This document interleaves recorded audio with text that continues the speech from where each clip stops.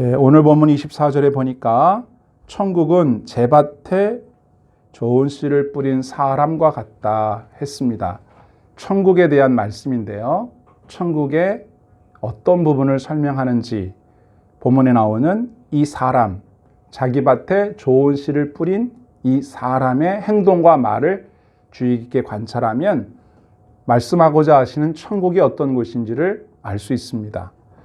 본문에서 말하는 이 천국 비유는 바로 천국의 시작과 그리고 성장 과정과 완성을 하나의 그림으로 그리고 있는데요.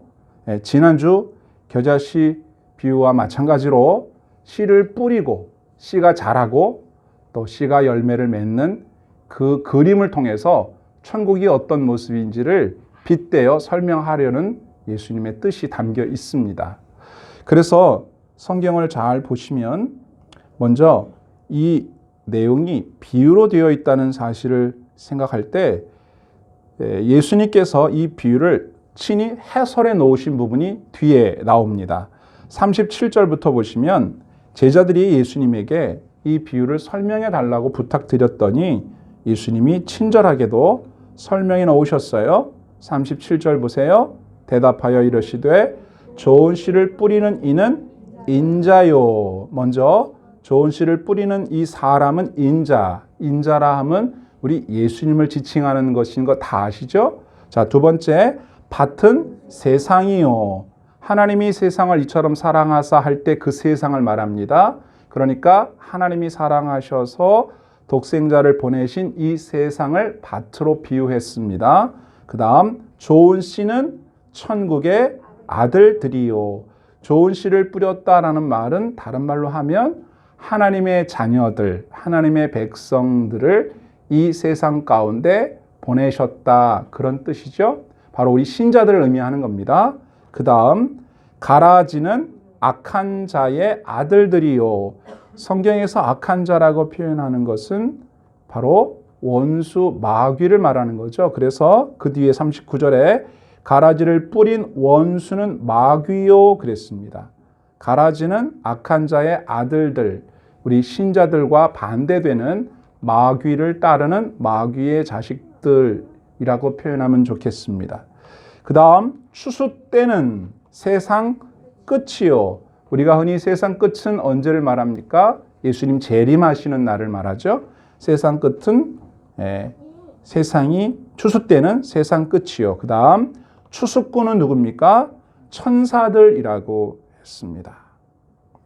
그리고 40절에 그런즉 가라지를 거두어 불에 사르는 것 같이 세상 끝에도 그러하리라. 가라지를 그렇게 하겠다. 그 다음 41절 인자가 그 천사들을 보내리니 그들이 그 나라에서 모든 넘어지게 하는 것과 또 불법을 행하는 자들을 거두어내어 풀무불에 던져 넣으리니 거기서 울며 이를 갈게 해드리라. 그때의 의인들은 자기 아버지의 나라에서 해와 같이 빛나리라.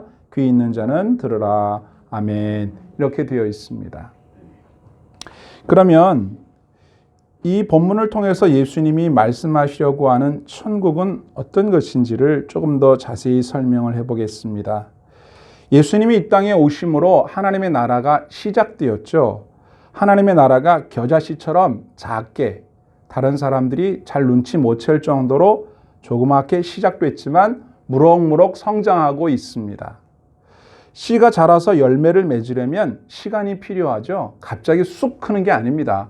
그래서 오랜 시간을 필요로 하는데 이 씨가 자라는 과정 속에 가라지가 갑자기 나타난 겁니다.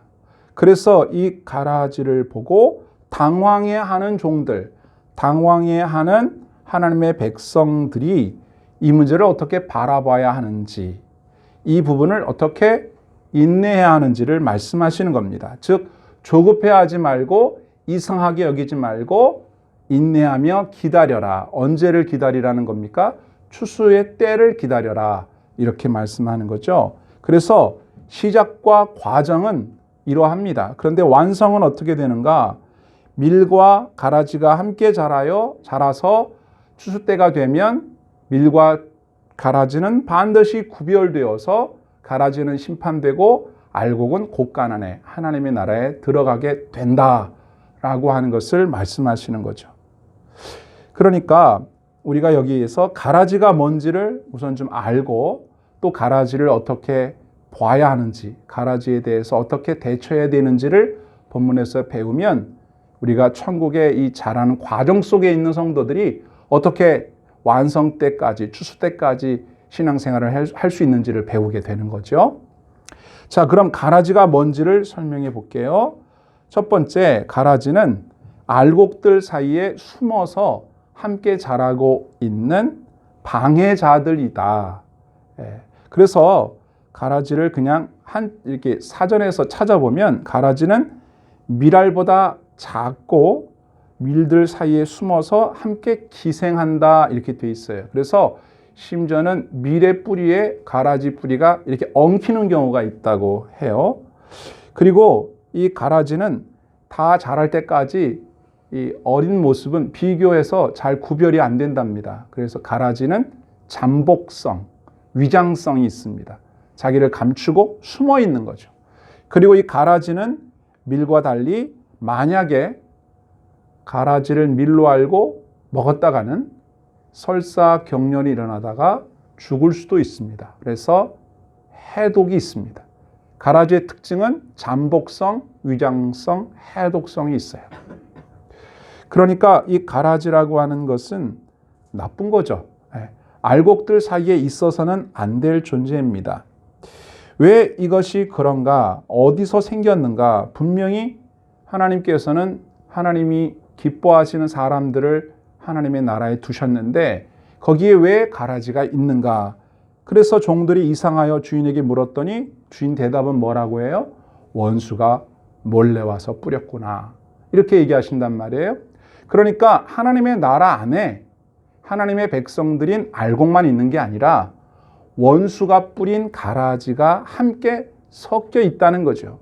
이 원수들은 우리가 말하는 마귀입니다. 본문 38절, 39절 다시 한번 보시면 38절 하반절에 가라지는 악한 자의 아들들이요 가라지를 뿌린 원수는 마귀라고 했어요.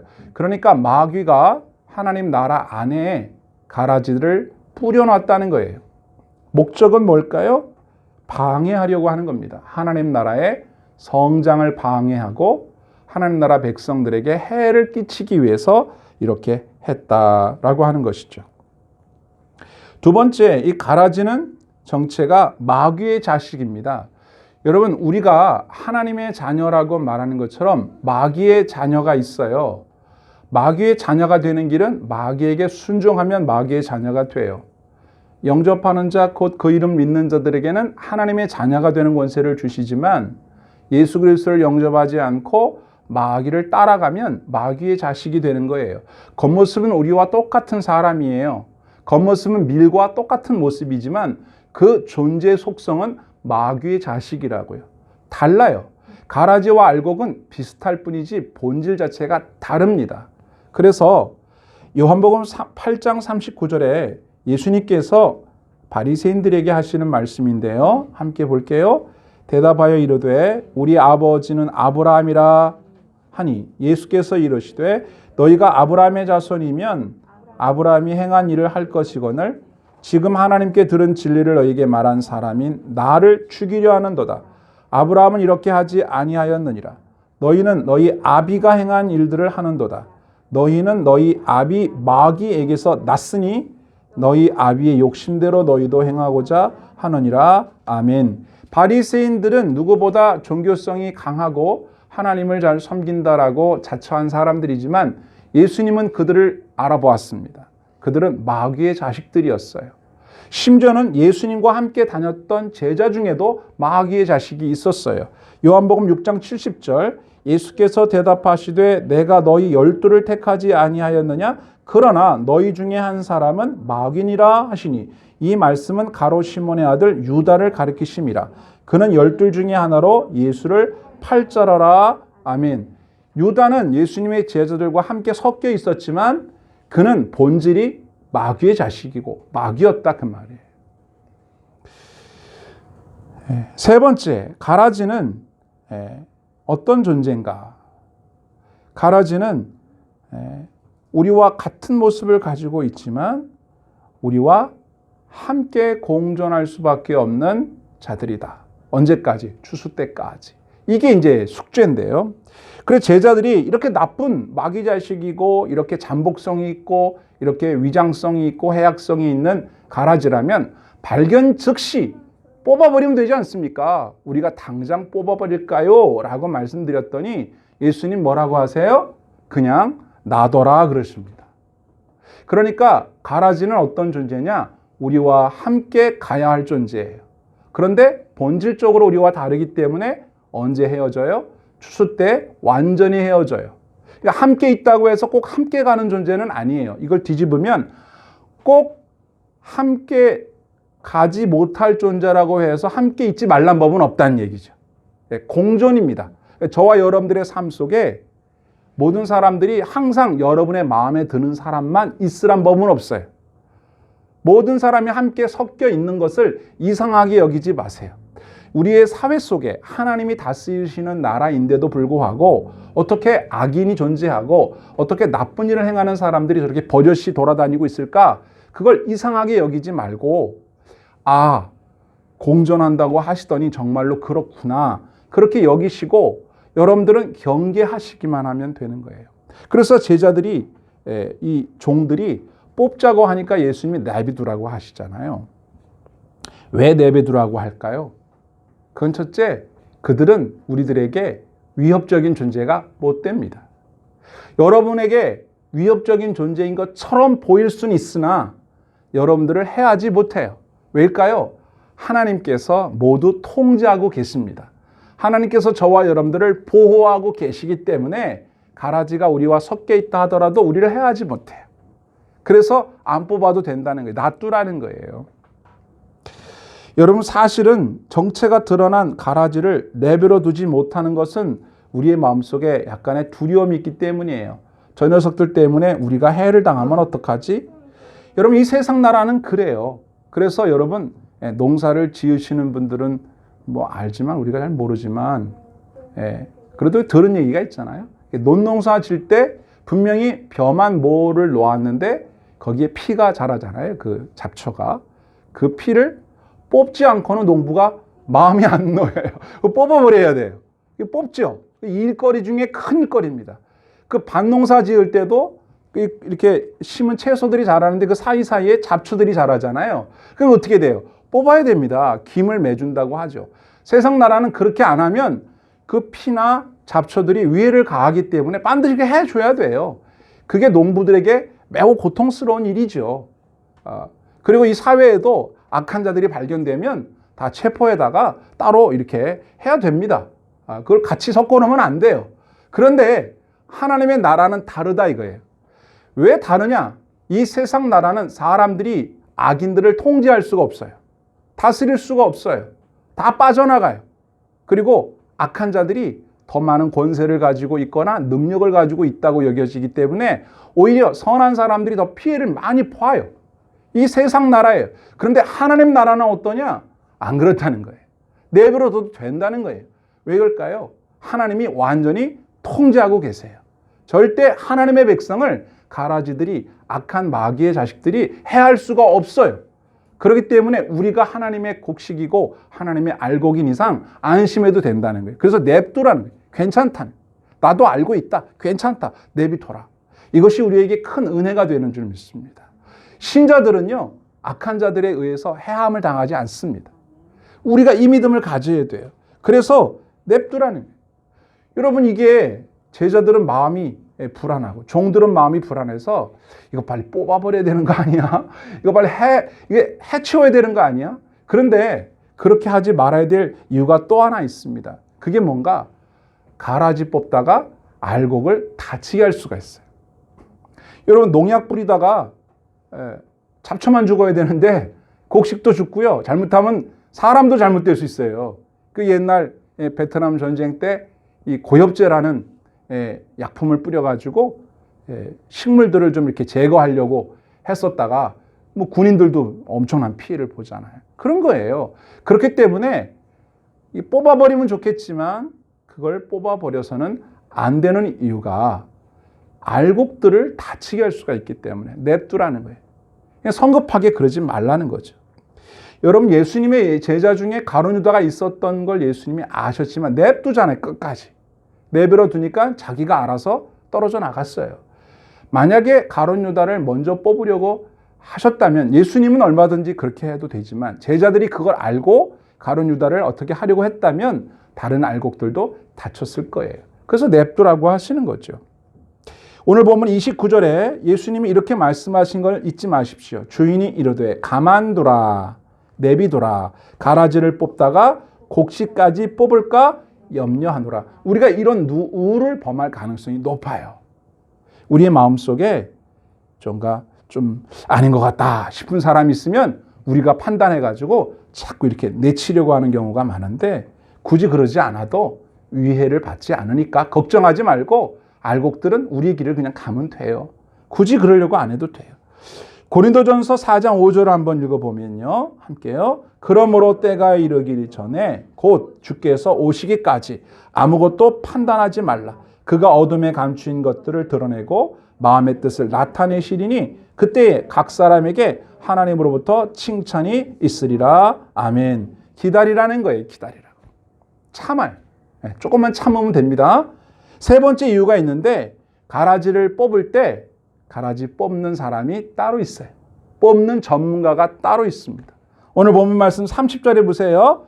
둘 다 추수 때까지 함께 자라게 두라. 추수 때에 내가 추수꾼들에게 말하기를 가라지는 먼저 거두어 불사르게 단으로 묶고 곡식은 모아 내 곳간에 넣으라 하리라. 여기 추수꾼이 나오죠. 이 추수꾼은 아까 뭐라고 그랬어요? 추수꾼은 누구죠?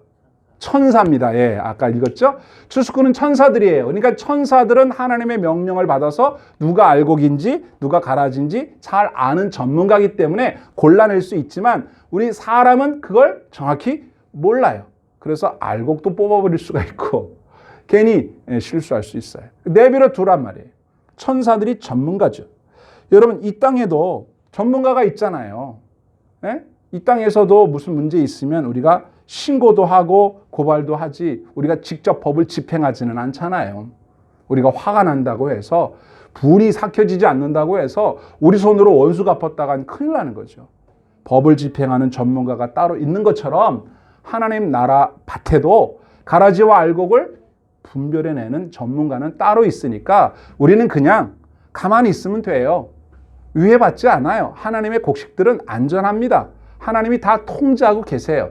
그리고 그들이 하나님의 손에 의하여 천사들에 의하여 심판될 때까지 우리는 인내하는 것이 우리가 할 일이라는 것을 본문을 통하여 말씀하시는 거죠. 야고보 4장 12절 보세요. 입법자와 재판자는 오직 하나이시니 능히 구원하기도 하시며 멸하기도 하시느니라. 너는 누군가인데 이웃을 판단하느냐? 아멘. 그렇죠. 우리가 가라지를 발견할 수도 있습니다. 경계하고 조심해야 됩니다. 그리고 그들을 보고 우리가 주의하면 됩니다. 그러나 그것을 우리가 직접 뽑아버리겠다, 이런 심판하겠다라고 하는 마음을 갖다가는 실수할 수가 있다. 이걸 이제 가르쳐 주는 건데, 가만히 생각해 보면 하나님 나라는 대단히 안전하고 대단히 평안하고 대단히 행복할 거라고 생각했는데 하나님 나라 안에도 이렇게 시끌벅적한 일이 있구나, 이런 생각을 우리가 하게 되죠. 그런데 우리 마음속에 이 말씀을 가만히 이렇게 묵상해 보세요. 주님은 종들과 달리 당황하지 않으세요. 종들은 막 헐레벌떡, 아니 가라지가 있었어요, 이게 우리가 뽑은, 이게 심은 일이 없는데 이게 왜 있는지 막 당황하지만 주인은 그거 원수가 뿌린 거야, 다 알고 있어요. 그리고 뽑을까요? 그랬더니 아이 냅둬, 나도 추수 때까지 내비둬, 전문가들한테 내가 다 얘기해서 다 뽑으라고 할 테니까 괜찮아. 그럼 그때까지 알곡들은 괜찮은 겁니까? 응, 괜찮아, 내가 다 통제하고 있어. 이걸 믿으면 평안이 오는 것이고, 이걸 못 믿어, 하나님을 못 믿어, 하나님의 말씀을 못 믿어, 그럼 불안해요. 어떻게 불안해. 그래서 하나님 나라 백성인데도 마음의 평강이 없어요. 믿음으로 가는 나라, 하나님 나라. 하나님 나라는 믿음으로 가는 거예요. 그러니까 우리가 하나님 나라 백성일 수밖에 없는 거죠. 그걸 못 믿으면 불안해서 못 살아. 여기서도 불안하고 하나님 나라 천국 들어가서도 불안하고 언제나 불안해. 그 하나님 나라를 못 누리는 거예요. 우리에게 말씀하시려고 하는 건 믿어라 이거예요. 믿어. 나만 믿어. 걱정하지 마. 네가 알곡이야. 너는 아무런 유해를 받지 않아. 인내해. 두려워하지 마라. 내가 너와 함께 하잖아. 너는 곡간 안에 들어갈 거야. 해같이 빛날 거야. 걱정하지 말어. 두려워하지 말어. 말씀하고 계시는 겁니다. 그러면 어디에 있어도 천국이에요. 이렇게 막 정신없는 이런 환경 속에 있어도 마음의 평안을 누릴 수가 있어요. 아무것도 두려워하지 말고 염려하지 마시고 우리 주님을 신뢰하시고 평안을 누리시기를 주의 이름으로 축원합니다. 아멘. 반드시 하나님은 악인은 멸하십니다. 반드시 하나님의 백성들은 천국의 곳간으로 옮겨 놓으시는데 43절에 뭐라고 말씀하셨냐? 쭉 내려가 보세요. 그때에 의인들은 자기 아버지 나라에서 해같이 빛나리라. 귀 있는 자는 들으라. 아멘. 자, 뭐라고 말씀하세요? 의인들은 아버지의 나라, 하나님의 나라에서 해처럼 빛나게 될 것이다. 가라지는 30절 다시 한번 보세요. 30절. 가라지는 먼저 거두어 불사르게 단으로 묶고 곡식은 어떻게 해요? 모아서 내 곳간에 넣으리라 하리라. 오늘 주님께서는 본문 말씀을 통해서 천국 백성들에게 말씀하십니다. 너희들 주변에 가라지들이 발견될 수도 있다. 두려워하지 말아라. 그들은 너희를 해할 수 없다. 내가 모든 것을 통제하고 있으니 조금만 더 인내해라. 반드시 주님께서 전문가들을 보내서 해결하신다고 말씀하고 계십니다. 오늘도 내일도 주님의 은혜 안에서 믿음으로 평강을 누리게 되는 저와 여러분 될 수 있기를 주의 이름으로 축원합니다.